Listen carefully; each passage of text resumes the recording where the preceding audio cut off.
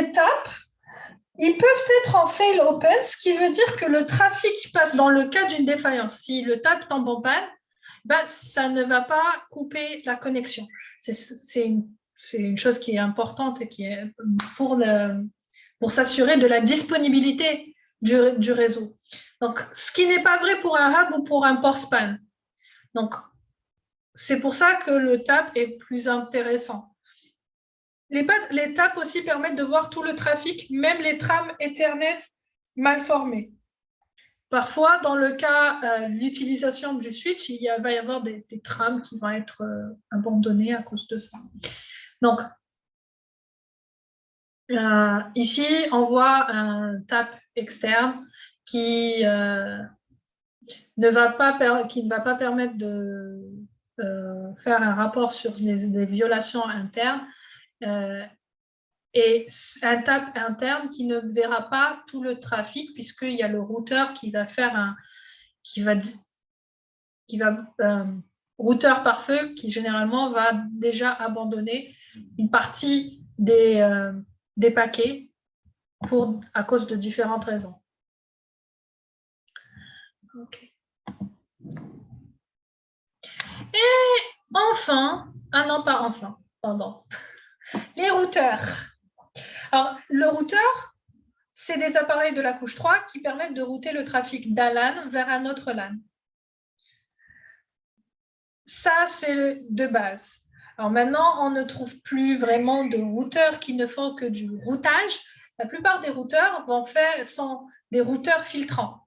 Donc, ce qui veut dire qu'un routeur va avoir plusieurs fonctionnalités, comme celle d'un pare-feu ou un IDS, en plus de son rôle de routage. Donc, il va faire du routage, mais aussi il va vérifier des règles de pare-feu, où il va avoir un rôle d'IDS. Ça dépend. Ou les deux. Donc, le rôle principal du routeur filtrant est de filtrer des paquets les paquets et de permettre ou d'empêcher le passage des paquets de données reçues. Donc, soit il autorise certains paquets, selon les règles, il va autoriser certains paquets, il va bloquer d'autres paquets. Ces règles sont basées sur le contenu de l'entête du datagramme, adresse IP source, destination, protocole source, protocole utilisé, TCP, UDP, numéro de port utilisé pour tout ce qui est TCP et UDP, ainsi qu'un message, ou encore par rapport au type de message ICMP. Donc, tout ça peut être, oui, c'est des ACL. Et justement, on va voir les ACL en TD juste après. Donc, aujourd'hui, on verra les ACL en TD.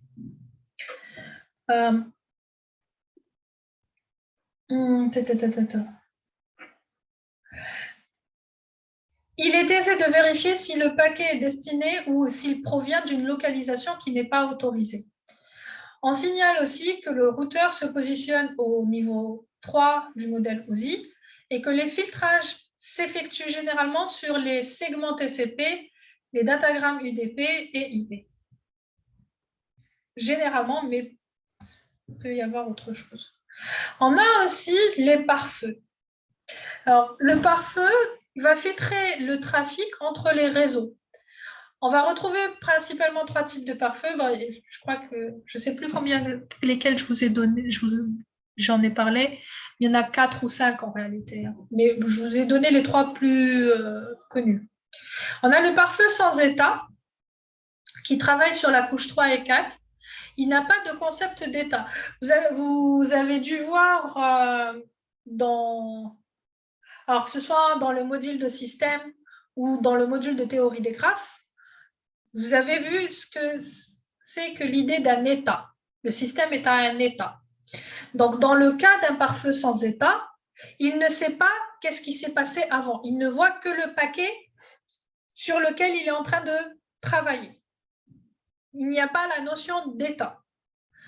La limite de cette technique, c'est qu'il manque de souplesse.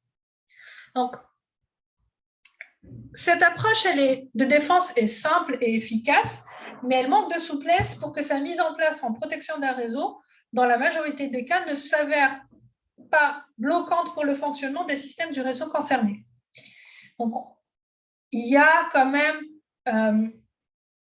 en fait, avec ce genre de cas, on ne peut pas dire si la machine s'est authentifiée, on va la laisser passer et on va pouvoir continuer. Si la machine ne s'est pas authentifiée, on bloque les paquets. Ça, ce n'est pas possible avec ce genre de pare-feu sans état. La difficulté pour gérer certains protocoles. Alors, il y a certains protocoles qui sont particulièrement délicats à gérer à l'aide de cette technique, comme le FTP, puisque les échanges FTP, le suivi des échanges FTP est une opération qui est complexe. Je ne sais pas si vous avez déjà vu ça en réseau, mais pour le protocole FTP, en fait, il y a l'utilisation de deux ports différents, un port TCP de données et un port TCP pour le contrôle. Et pour pouvoir s'assurer que la communication, en fait, quelqu'un ait le droit d'accéder aux données, il faudrait que dans tout ce qui était contrôle, il y ait eu l'authentification, etc., et qu'il y ait eu l'autorisation. Donc, ce n'est pas gérable avec un pare-feu sans état. Ou alors, même pour ce qui est TCP, protocole de type connecté, tous les protocoles de type connecté, on ne va pas pouvoir avoir quelque chose une granularité fine dans notre gestion. Ce n'est pas possible. Puisqu'il n'y a pas la notion d'état. Donc, je ne sais pas qu'il y a une connexion ou pas. Je ne peux pas le voir. Le pare-feu ne peut pas le voir. Ouais. On a ensuite le pare-feu à état. Alors, dans ce cas-là, il va avoir une table d'état qui va permettre au pare-feu de comparer les paquets courants aux paquets précédents. Donc, je peux savoir par rapport à qu'est-ce qui s'est passé, est-ce que je peux autoriser ce paquet ou pas? Les limites. Alors, on risque d'avoir un accès illimité. Si cette approche apporte une amélioration certaine par rapport à la technique du filtrage simple de paquets précédent, elle se porte cependant à autoriser ou interdire l'accès à un service donné. Dès lors que l'accès à ce service est accordé, il est illimité. Et on a une faille interne du pare-feu. Donc, il ne protège aucunement un serveur contre les attaques s'appuyant sur des failles du logiciel utilisé par le fournisseur de service, utilisé pour fournir le service. Et on va voir aussi, alors ce n'est pas le dernier pare-feu qui existe, c'est le dernier pare-feu qu'on va voir. Voilà la différence. Qu'on soit bien d'accord. Il y a d'autres types de pare-feu, mais c'est le dernier qu'on va voir dans ce cours. On a les pare-feux proxy qui vont travailler sur la couche 5, 6 et 7 du modèle OSI. Vous avez tous en tête le modèle OSI. La couche 7, c'est la couche application. On va avoir aussi la couche session et présentation. Ce sont des pare-feux qui agissent comme des serveurs intermédiaires. Tout comme un NAT, il va cacher l'origine d'une connexion. Donc, les proxy pare-feux de la couche application peuvent prendre des décisions de filtrage relatives aux données de la couche 7, comme par exemple le trafic HTTP, et ils sont dédiés à un protocole ou un ensemble de protocoles, ce qui permet d'avoir des règles de filtrage plus spécifiques et plus fermes. Donc, ce qui va permettre de bloquer l'accès à un contenu web particulier, par exemple. Ces systèmes se substituent aux serveurs ou aux clients qu'ils ont pour mission de défendre pour traiter les requêtes et réponses à la place du système à protéger, les transmettre après d'éventuelles modifications ou les bloquer. Donc, qu'est-ce qui se passe quand il y a une requête ou une réponse qui arrive au pare-feu proxy? Le pare-feu proxy va l'étudier, voir est-ce qu'il peut passer, il ne peut pas passer, ou il doit y avoir des modifications avant de le laisser passer. Les limites de la technique, c'est qu'on a un problème d'adaptabilité. Alors, tout protocole transitant par le pare-feu doit être connu par celui-ci pour pouvoir bénéficier de ses capacités de proxy. Ça veut dire que si c'est un pare-feu proxy qui ne connaît que de l'HTTP, s'il y a un protocole différent, eh ben, il ne va pas pouvoir travailler dessus. Ce n'est pas possible. What else? La difficulté. Alors, comme la gamme de protocoles à examiner étant grande, alors, imaginez le nombre de protocoles applicatifs qu'il peut y avoir, de la couche à 7 qu'il peut y avoir. Il est délicat d'obtenir un système éliminant réellement toutes les attaques envisageables. Donc,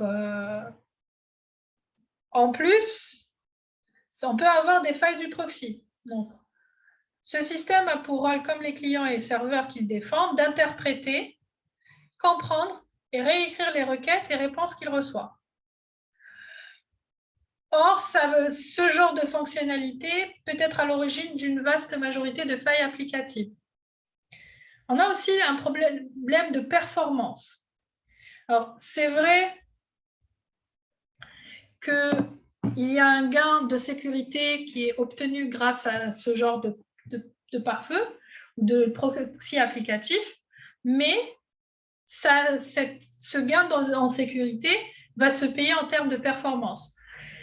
Alors, les tâches que ce système a pour rôle de réaliser étant nettement plus complexes qu'un pare-feu à état ou qu'un pare-feu sans état, puisqu'il doit voir le contenu, analyser, réécrire, interpréter et ensuite envoyer ou bloquer ou je ne sais pas. Donc, il va avoir besoin de plus de puissance.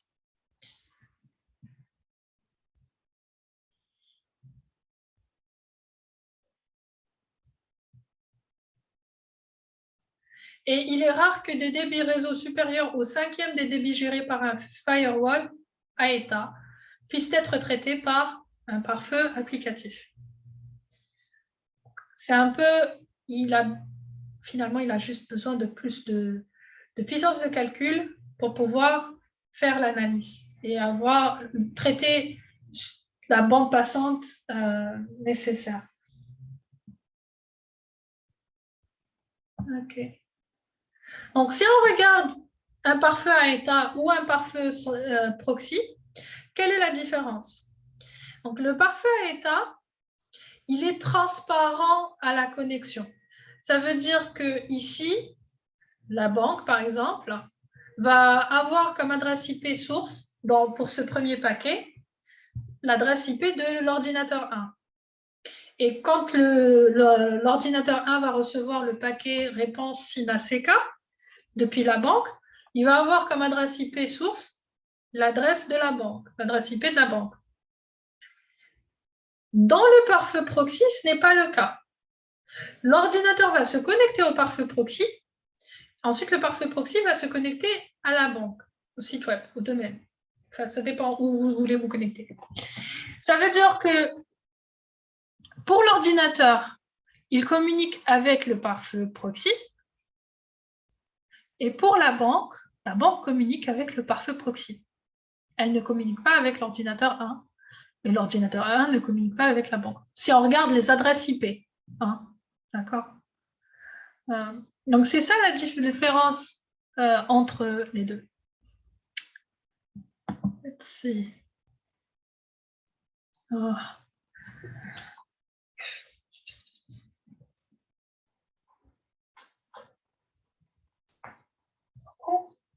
Ensuite, on a l'architecture d'un pare-feu. On a plusieurs architectures possibles.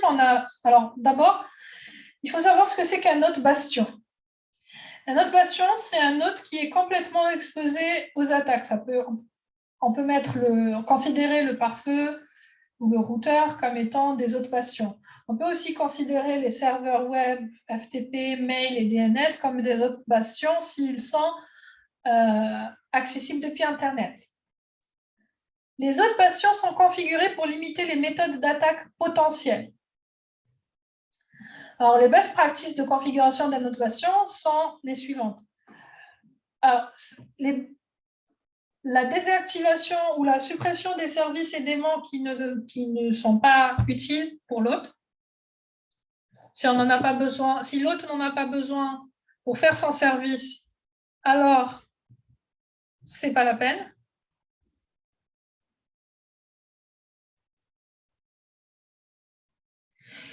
Désactiver ou supprimer les comptes utilisateurs inutiles. Même chose. Désactiver ou supprimer les protocoles réseau inutiles. Désactiver ou supprimer les utilitaires et outils de configuration système dont on n'a pas besoin. Faire les mises à jour de sécurité du système d'exploitation de manière régulière. Fermer tous les ports non utilisés ou inutiles. Alors, quand on dit fermer tous les ports non utilisés ou inutiles, ça veut tout simplement dire que les services qui tournent sur ces ports doivent être supprimés et vérifier que les pare-feux n'autorisent pas que des paquets arrivent à ces ports-là. Chiffrer les bases de données de mots de passe et de comptes utilisateurs si possible. La journalisation de tout événement relatif à la sécurité doit être faite et des mesures doivent être prises pour s'assurer de l'intégrité des journaux afin qu'un intrus ne puisse pas effacer ses traces.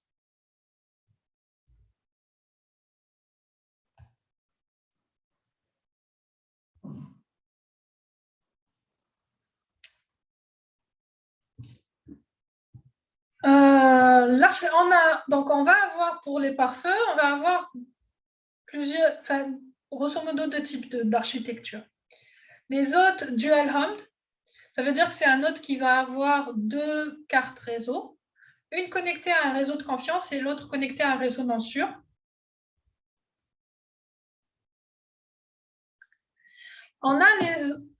Et dans ce cas-là, généralement, ça va être Internet. Donc, l'hôte dual home ne va pas faire de routage, puisque de toutes les façons, ce qui rentre d'un côté va sortir de l'autre et vice-versa, si ça sort, selon les règles. Un utilisateur voulant accéder au réseau de confiance à partir d'Internet doit d'abord s'authentifier à cet hôte, puis accéder au réseau interne à partir de là. Les architectures d'hôtes filtrants, c'est une architecture réseau utilisant un routeur filtrant qui permet de filtrer les trafics externes de et vers un autre bastion en utilisant des ACL. Donc, l'autre bastion peut atteindre les ressources internes, mais les ACL du routeur empêchent l'interaction directe entre le réseau interne et le réseau externe. La différence entre les deux architectures, c'est l'utilisation d'un routeur filtrant qui filtre le trafic Internet vers les systèmes internes. Donc, si on regarde à quoi ça ressemble, dans le cas de la première architecture, on voit que c'est un seul pare-feu qui va avoir une entrée-sortie ou entrée-sortie. Dans le cas de ici, eh bien, qu'est-ce qu'on va avoir? On va avoir un routeur filtrant. Il va y avoir des hôtes, alors un autre bastion à l'intérieur, par exemple un serveur web. Le trafic Internet pourra accéder au serveur web parce que ce qui est dans le routeur filtrant, il autorise l'accès au serveur web, mais le trafic Internet ne pourra pas accéder au réseau interne. Alors, c'est un peu plus compliqué que ça. On va voir les choses un peu plus en détail après. Mais c'est à peu près l'idée.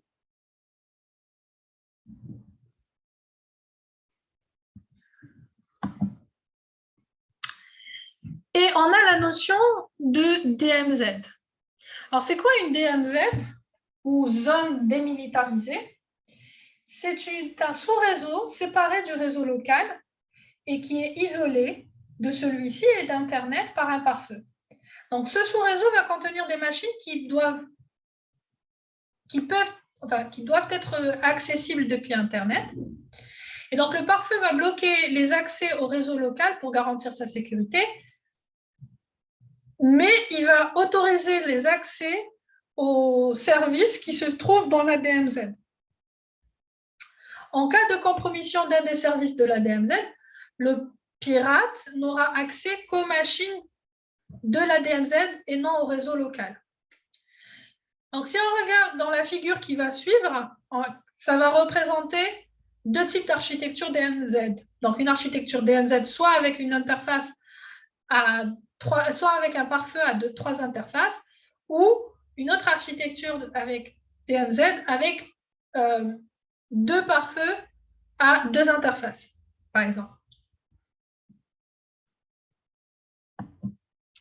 Donc, si on prend ça, on va pouvoir avoir dans cette architecture-là un pare-feu externe, la DMZ, donc les éléments qui peuvent être accessibles depuis Internet, et un pare-feu interne qui permet d'empêcher les pirates ou qui que ce soit de passer depuis Internet vers notre réseau interne qui est de confiance.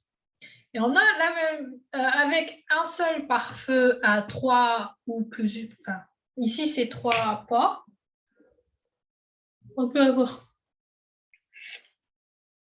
pardon. Qu'est-ce qu'on va avoir? On va avoir sur une des interfaces du pare-feu la DMZ, et sur l'autre interface sur une autre interface du pare-feu, notre réseau de confiance, et sur la troisième interface, le Internet.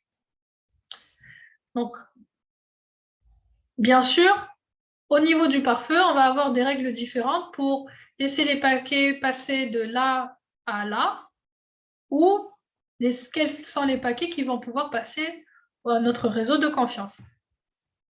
C'est des règles différentes.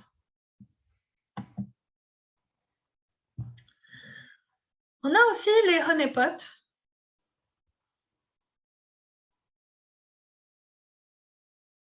Alors, qu'est-ce qu'un honeypot et à quoi ça sert?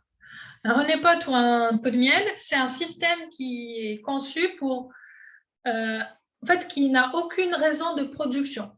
Il n'est conçu que pour être attaqué. Point.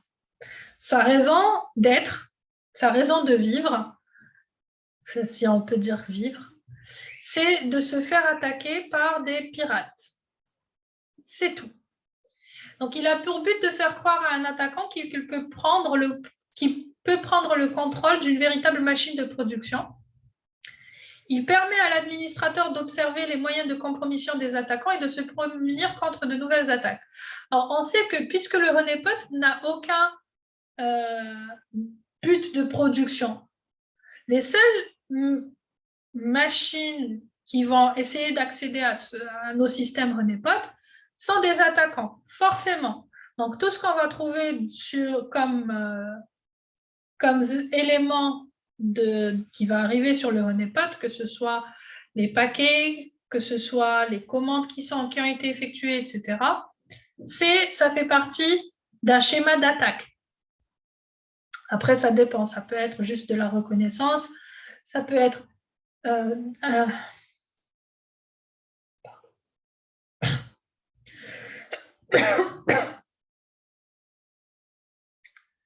ça peut être que de la reconnaissance, comme ça peut être une attaque qui va essayer une exploitation de vulnérabilité. Donc, on a 2 types de honeypots. Bon, on en a 3, mais on va parler que de 2. On a le honeypot à faible interaction et le honeypot à forte interaction.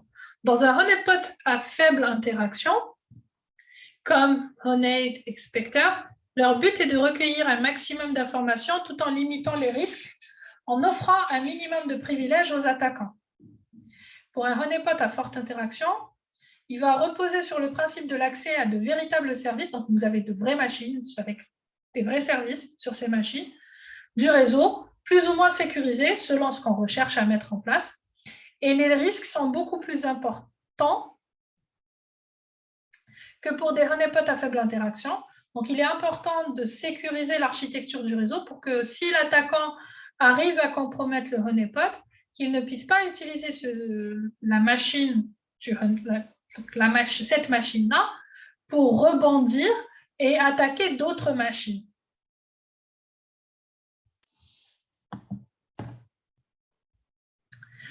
On a aussi les VPN. Je pense que vous avez vu, vous avez dû voir. Vous avez vu ça en réseau? Les VPN? It's a question.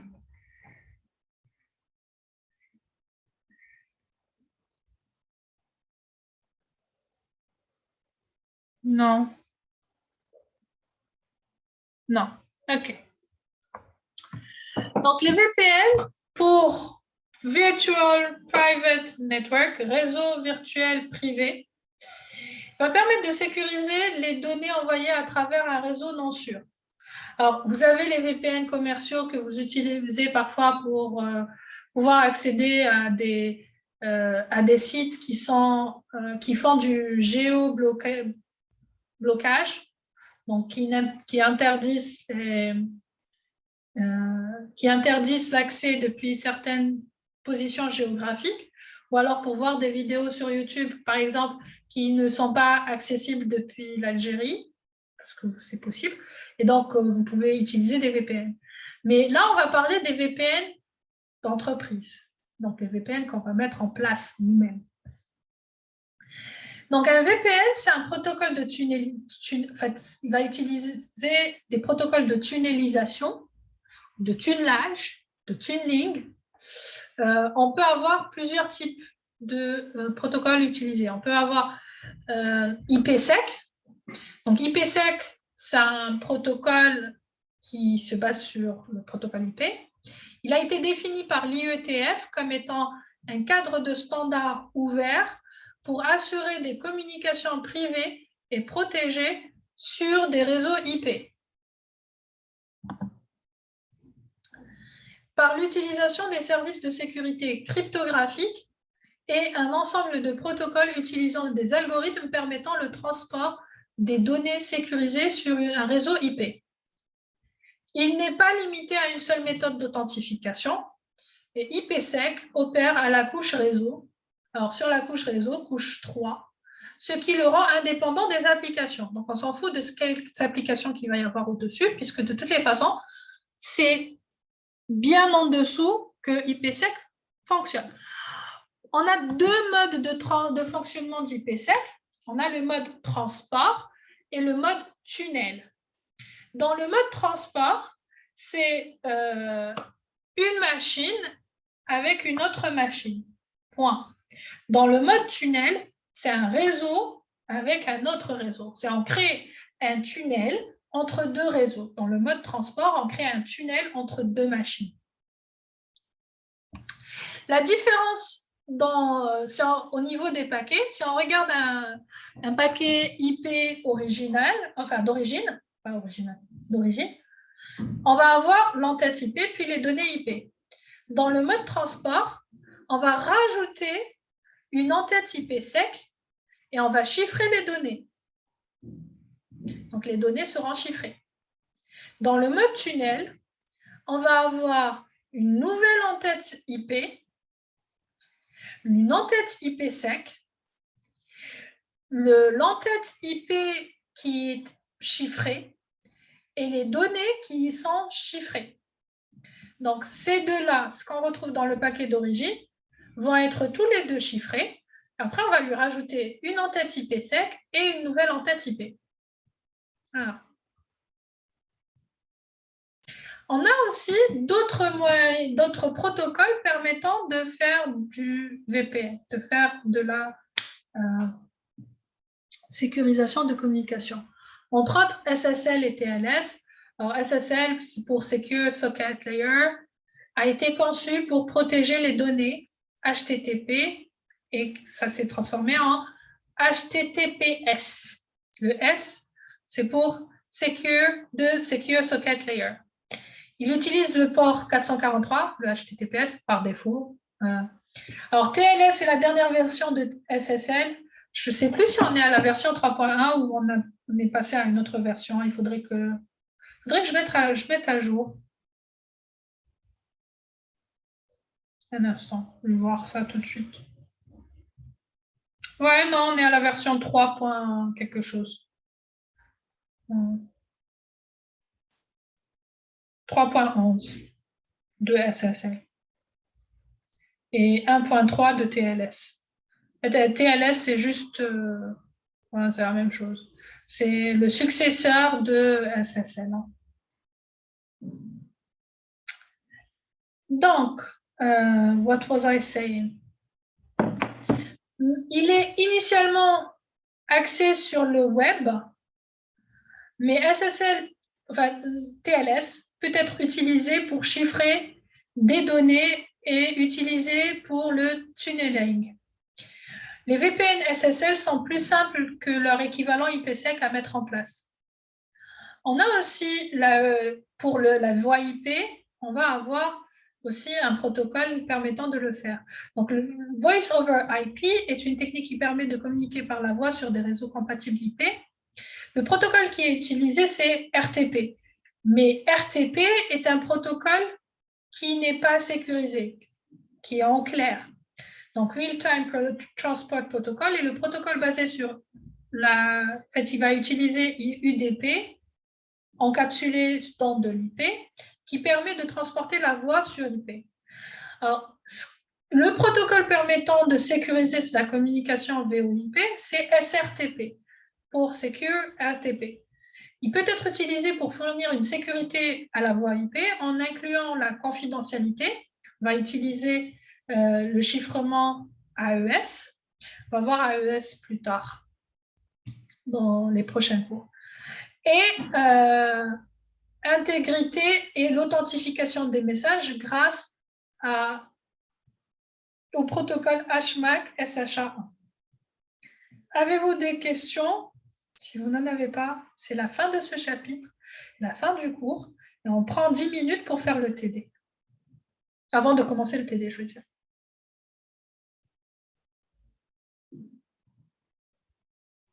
Non? Pas de questions?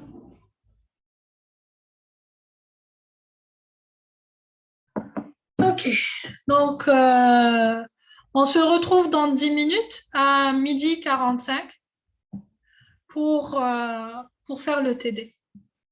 À tout de suite.